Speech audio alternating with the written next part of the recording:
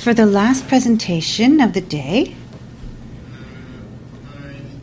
we invited to do this presentation Benoît St-Onge. He's a professor at the Department of Geography of the UQAM, University of Quebec in Montreal, and he's one of the pioneers of the use of LIDAR technology in Quebec. We asked him to go over the development of airborne LIDAR technology in forestry and the progression outside of Canada of LIDAR technology and the evolution throughout the past 20 years. So, Benoît.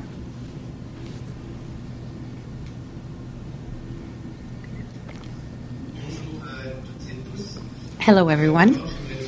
First off, I'd like to thank Martin Belland and Antoine Deft to have invited me to present this subject because it's quite a challenge to say all this in 25 minutes. No, seriously.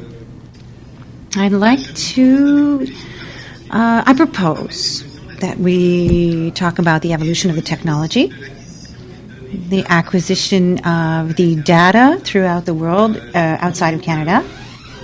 So let's first look at how the technology evolved up until 2005, because that's when the acceptance of LIDAR technology started being larger and it started being accepted throughout the world. And then we'll make an aside. We'll see how things are going in other countries. Of course, we can't talk about all the countries and the whole world, but there are certain countries, because of their surface area or because of what they're doing, they have a specific interest for our subject. And then we can look at, from 2015 on, trying to predict the future, what's coming for the evolution of LIDAR technology. So my mandate that Martin and Antoine gave to me, I wanted to go back as far as possible. They were saying 20 years. No, it's a lot more than that, because looking and documenting myself, there were found in the Lascaux caves a very first representation of the concept of LIDAR airborne scanners. Very surprising. More recently, the LIDAR technology did not start with the scanning. It started with the creation of profiles. So it's the remote sensing, range finding in English, measuring the distance between the plane and the space that's beneath the plane. That started in 1964, 4 years after the invention of LIDAR. So it didn't take much time for airborne technology to manifest itself. And that started in Canada as soon as, and then in 1973, the Canadian Service of Forestry, that was in Petawawa at the time, did their first tries, but they found that penetrating the forest cover was quite difficult because the technology wasn't what it is now. And what was an important step was the arrival of pulsed LIDAR.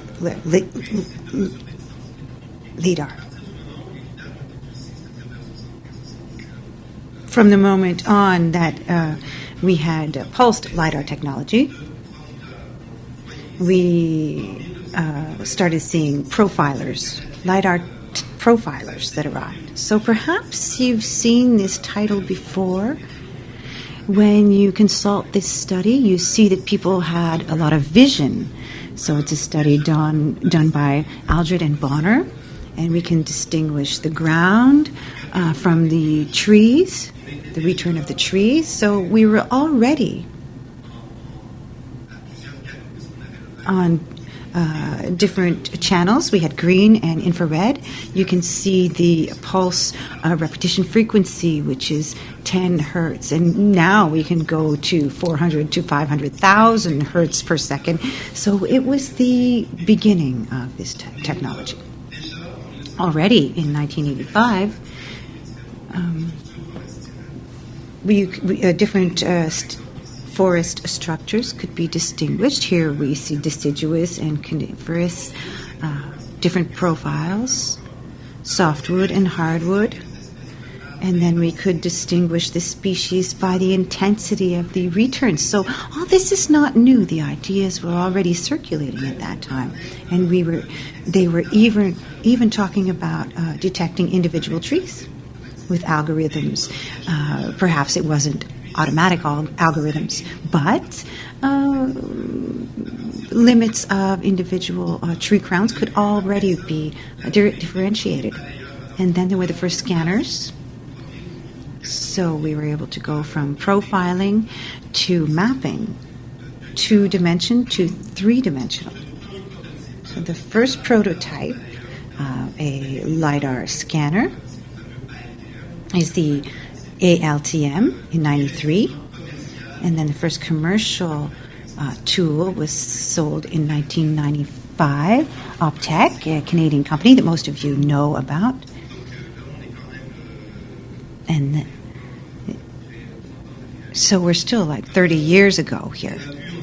Then, a fast evolution. There was the company Regal, then Leica. So there was a lot of development with airborne scanners up until the day when I started getting interested in airborne LiDAR technology. So I saw this representation in a scientific magazine in 1997. And what attracted my attention, Martin Flood and Bill Gutilius are two people that had a lot of this data. And they were talking about vegetation removal. And so I thought, well, we can remove vegetation. Perhaps we can put it aside and we can analyze it. And I went on my first LiDAR flight in 1998. Our challenge was that the rate was very low. We had to choose. I asked the company Measure Map. I would like to thank the people that helped me in that initial flight, and we had to fly twice. And that gave us a high-resolution representation with which I proved in 1998 that we could measure the individual heights of trees, the heights of individual trees. And then the first scanners, up until their appearance, up until 2005, there was an increase in the number of impulses per scan and the number of returns per impulsion. So 1 return, 2 returns, several returns, up until a full waveform. So we had surface models and terrain models, and then we went on to getting the internal structure of the vegetation. And then 2004, 2005, that's when the full waveform appeared. So the maximal altitude increased as well. We have to remember that the GPS system, which allows positioning, arrived in 1995, but it was disactivated at any time by the Army. And it was only from the year 2000 on that the GPS had its selective availability function taken away to become accessible at all times. So that helped us with our work with LiDAR data. And that led to general acceptation of the LiDAR technology. So we're going to look at several specific countries, and my interest goes towards mapping the forest on a global scale. So we're looking for a DTM, a global DTM, one that covers the entire globe. The key is the digital terrain model. Now, so we're going to look at that aspect specifically.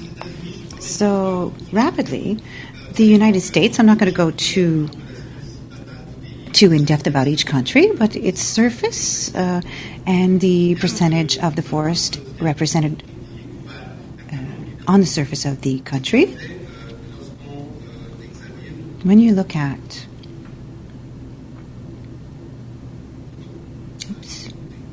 it went forward by itself. So when we look at the coverage, the LiDAR coverage in the United States and the forest cover in the United States, you see there's a correlation, and that's something that comes back often. When there's no forest, the interest for LiDAR technology is lesser. And the LiDAR data is very precise. So if you look at Brazil, 4.9 million square kilometers of forest. It's a very large country. So the access to the data is controlled by the government, by the army. I asked 2 Brazilians, and they told me that even they have a hard time accessing this data. It's controlled by the government, the Ministry of Defense. You can find some documentation on internet of the LiDAR coverage, but what these mean is that these are aerial surveys that have been done in Rio de Janeiro. These are LiDAR scans that have been done. Let's go across the ocean to Scandinavia.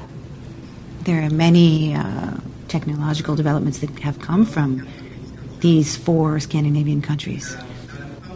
In most cases, coverage is almost complete with a certain variability in the density. In Finland, there are people that are interested in topography and forestry. They each do LiDAR surveillance in order to have a national coverage, LiDAR coverage. They have. You must remember that Eric Nasset, as early on as 2004, was talking about operational forestry.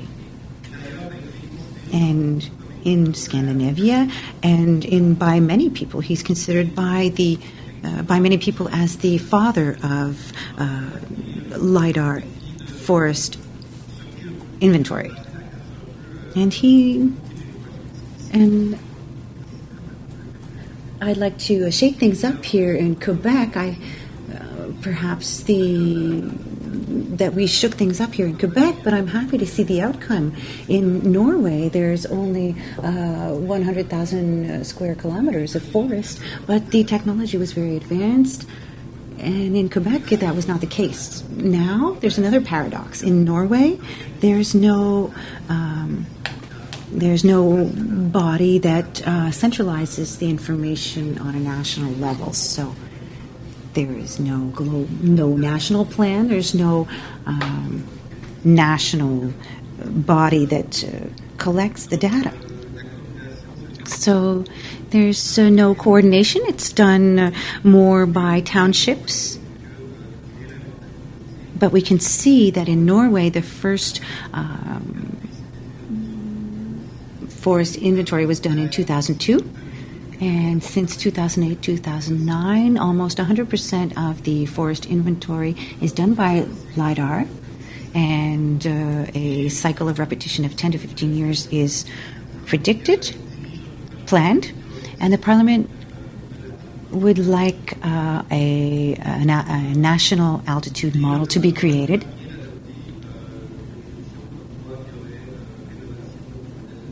And they will they will do this. They will do this coordination at 2 points per square meter. LiDAR coverage is almost complete in Sweden. There is a DTM that's almost complete at 2 meters of resolution. It's done by 12.5 to 12.5 by 12.5 meters, and the update will be done in the following years. They have a digital model of the terrain, and the new inventories will be done by putting different images together, by matching images. In France, the National Institute of Geographical Information and Forestry is responsible for the LiDAR acquisitions. The forest, for non-forest areas, they use a photometry. In France, they use image matching for a surface model and a digital terrain model. Don't look at 2016 yet because it's not done yet. The year is not over yet. But in 2015, 27,342 square kilometers have been covered. So that gives us a comparison for what's going on in Quebec. In Spain, it's the Institute of National Geography that's responsible for the acquisitions. The country is completely covered, and every 6 years they plan to update it. The surface is not that big, but it's almost a third of Spain that it is a forest. So that's quite impressive. In Europe, the national coverage is developing. Even Slovenia is covered at 5 points per square meter. I see people taking pictures, but all these slides will be available. For Russia, I'd asked 4 different people, and it was impossible to get information. What I was able to find is, that's the way it is, a master's degree thesis that was done in 2015, suitability of LiDAR technology for forest inventory in Russia. It's not very developed yet. Russia is a gigantic country, almost 2/3 of forest coverage. So let's try and find out what's going on there. If you ever have any information, please let me know. In India, forest areas are considered sensitive for national security. So the access to the data is very difficult to obtain. It's very expensive to get this kind of information in India. In China, there's a plan. There were 600,000 square kilometers that are covered. It's hard to know what part of the coverage has been done by LiDAR. Sometimes it's government agencies, sometimes it's private companies that collect this information, and this information is not shared with the public or with the government and agencies. So it depends on who has the interest, the financial interest. So it's hard to find data. I found some information. The province of Hankou is covered, and the city of Qingdao is covered, and that's the city that gave us the Qingdao beer. Australia, rapidly, there is LiDAR coverage. If you look here, the altitude digital models are done with LiDAR technology. I had an interesting conversation with Doug Pitt from the Forestry department, and he said that the state of analysis for LiDAR technology is far, and even in New Zealand, is far from the Canadian standards. They are acquiring a lot of LiDAR information, but it's relatively at its beginning. Burke earlier was telling me that the Philippines have a plan for the coverage of their country that's progressing. So that's the end of my aside on national coverages, the state of national coverage for different countries. Pertaining to recent evolution, 2005 to 2015, we're going to specifically look at 2015 and the future, but we saw around 2004, 2005, the multi-returns turn into full waveform, particularly for the forest and the beneath the canopy. And that helps us. The concept of full waveform, I'm going to come back to that study that was done in 1985. At first, we had full waveform, we had full waves. We could understand the information given by full waves. These are 10 samples. We see all kinds of different profiles that correspond to different kinds of vegetation. We have full waves to discrete return and not the opposite. And we came back to full waveform. What's really new is the multispectral approach, the 3-channel multispectral approach, and it's from Teledyne Optech. It's the Titan system, Titan. We have one laser that's close to infrared, one laser which is a middle infrared, around 1,550 nanometers. So once we're over the forest, we scan it 3 times, and we scan it in color. So this is what allowed me to make this model here, this animated model of a tree.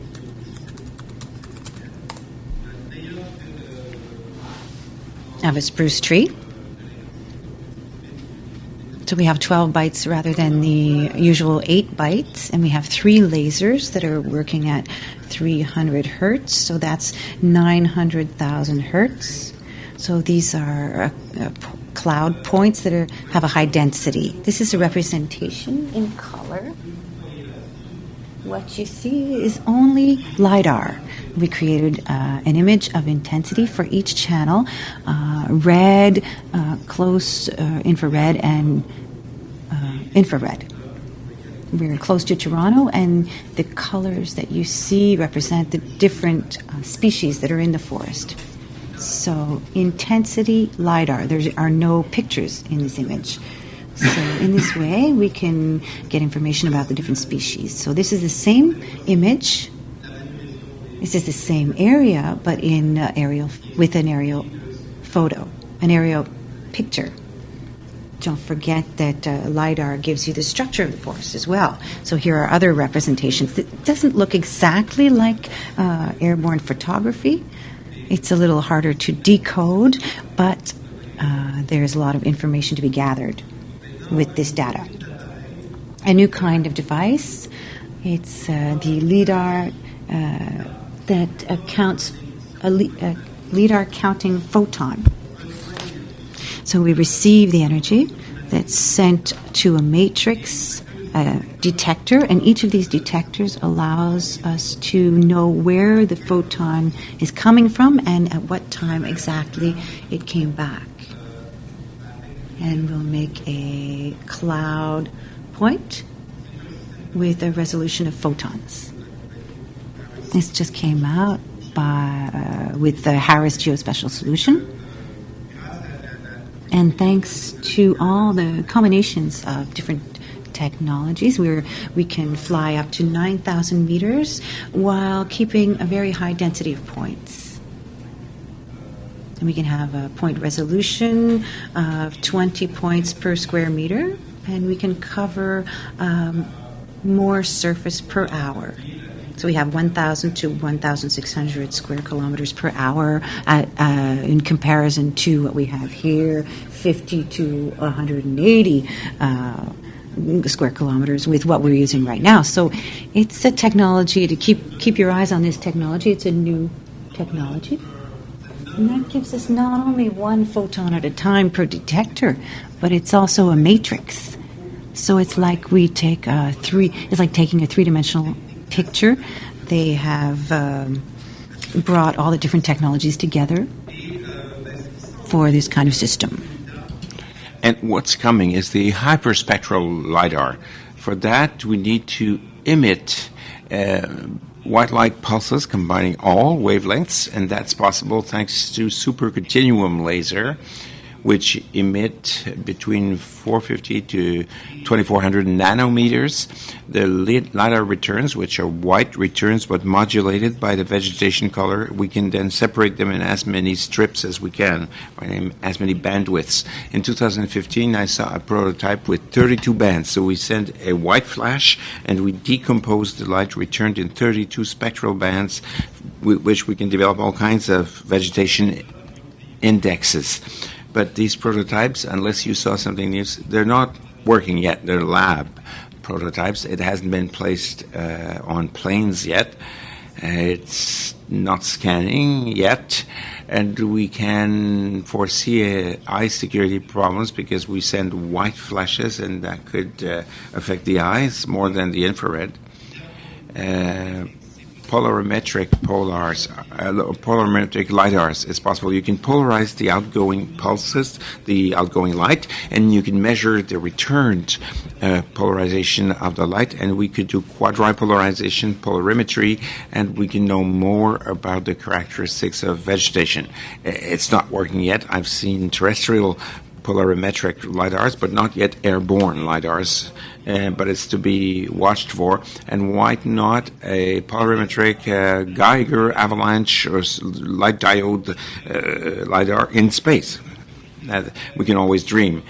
And a few final remarks. In the national inventories, we realized that they are at very variable developmental stages, and the same thing for the forest inventories that are deducted from those surveys. The data are sometimes free, sometimes accessible, but you have to pay for it. Sometimes they're protected, sometimes they're totally secret. Sometimes you see mixed solutions where the LiDAR is used for the digital terrain model and is updated through using photogrammetry, but we can't yet envisage a terrain module planetary-wide that would be based on a juxtaposition of national coverages. That might not never happen, and so we could start about a global mission to do an altitude model at 5 meters resolution, 1 meter resolution, but let's try to go in that direction.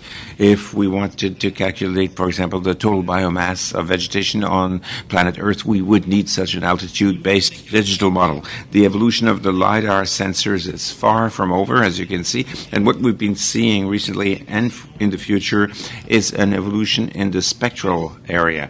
So more channels and eventually a lot more channels. So I put the list of my acknowledgements here.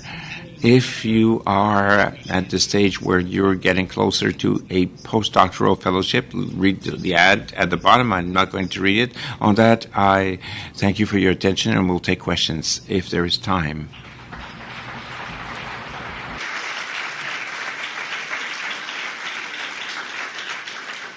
Merci. Thank you, Benoît. We have 5 minutes for questions. If you have any questions, please go to the mics if you have any questions.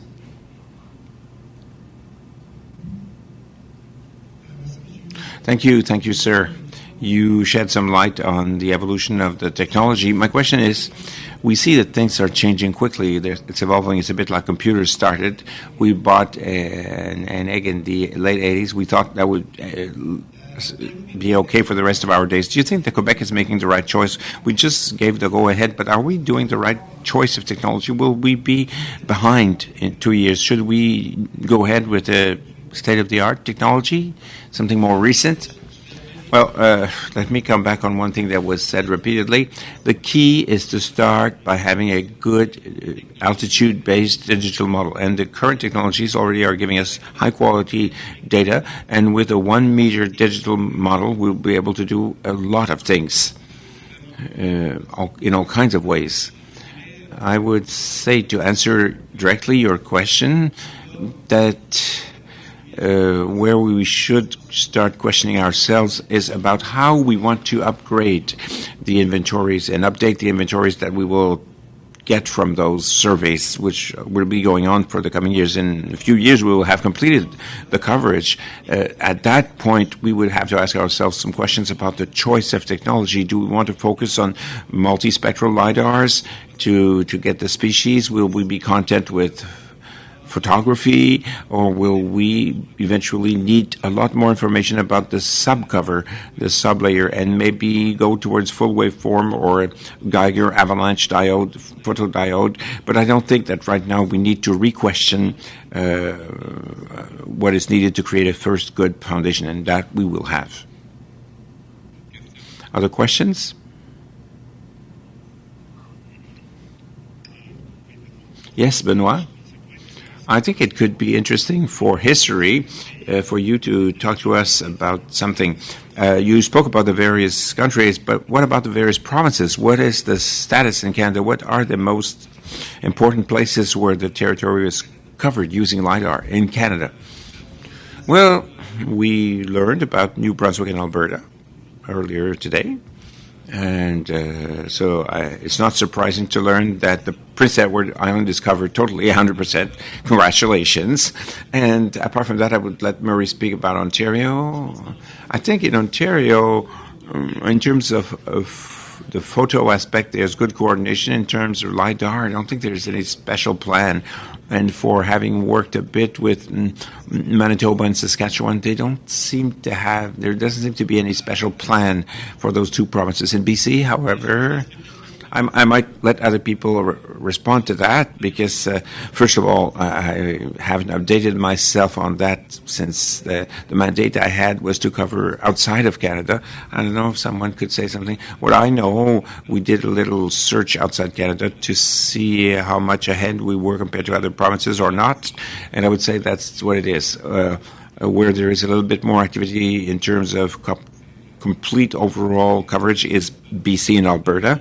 New Brunswick is currently integrating the LiDAR in its data acquisition systems, but what I would say, Chris, you can support what I'm saying. What I note is that here we have good control. That's what differentiates us from the other provinces, is that we own the data. We own the point cloud, just as New Brunswick made acquisitions, for example, but they buy that from a service provider. They buy their derived products from service providers, and that's what other provinces are doing. The provider in Alberta remains the owner of the data, which is a limiting factor for future dissemination and outreach.